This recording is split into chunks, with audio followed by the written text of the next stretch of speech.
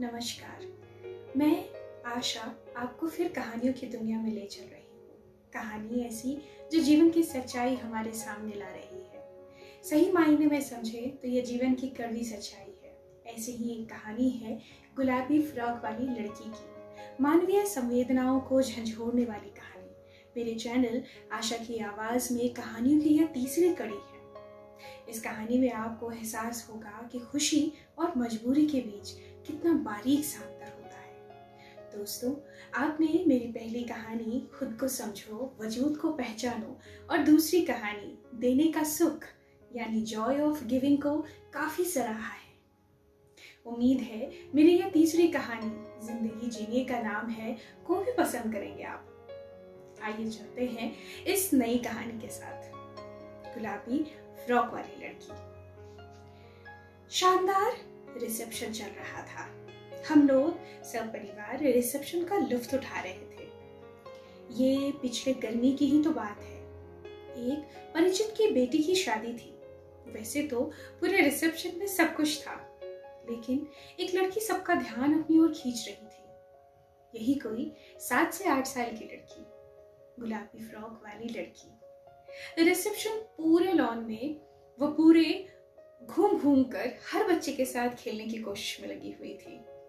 मेरे बेटे के पास भी वह आई और उसके साथ खेलने का प्रयास करने लगी। वह कुछ इस तरह से बोलती थी, आओ भैया मेरे साथ खेलोगे। काफी देर तक वह इसी तरह खेलती रही। हाँ, वह अकेली नहीं थी। एक लड़की उसकी देखभाल में लगी हुई थी। वह ध्यान रख रही थी कि बच्ची कहीं गिर न जाए, वह कहीं खो न जाए। थोड़ी देर तक उसका नटखटपन देखती रही। काफी देर तक उस लड़की के माता पिता को नहीं देखा तो मुझसे रहा नहीं गया। मैं उस बड़ी लड़की के पास गई और उससे बात करने लगी। बातों ही बातों में उसने बताया कि अभी 6 महीने पहले ही उस छोटी लड़की की माँ एक दुर्घटना का शिकार हो गई है। अब वह इस दुनिया में नहीं रही। यह सुनकर मुझे धक्का लगा।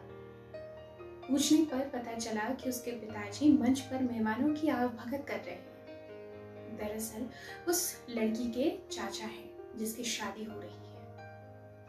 उस लड़की के मासूम चेहरे को देखकर मुझे और दया आई। उसे तो शायद यह भी नहीं पता था कि उसकी माँ अब नहीं रही। काफी हिम्मत करके मैं उस लड़की के पिताजी से मिलने पहुंच गई। मुझसे रहा नहीं गया। मैं उसके बारे में बात करने लगी। उसके पिताजी कहने लगे, ये जिसकी शादी हो रही है ना, वह मेरी बेटी को माँ और बहन की तरह देखभाल करती थी। मुझे तो अब सब कुछ नए सिरे से सारा इंतजाम करना होगा। उनकी बेचैनी साफ झलक रही थी। मैं भावुक हो चुकी थी। मैं उस रिसेप्शन से आ गई, पर मेरा मन उस रिसेप्शन से नहीं निकल पा रहा था। अब तो काफी दिन हो गए, पर लड़की मेरी जहन से नहीं निकल पा रही थी। वही गुलाबी फ्रॉक वाली लड़की, हंसती खेलती छोटी सी लड़की। दोस्तों, कहानी का सार यही है कि दुनिया में दुख केवल अपना ही नहीं है। कई ऐसे भी हैं जिनका दुख हमसे कई गुना ज्यादा है। उस मासूम का दुख कैसा होगा जब उसको पता चलेगा कि उसकी माँ अब इस दुनिया में नहीं रही।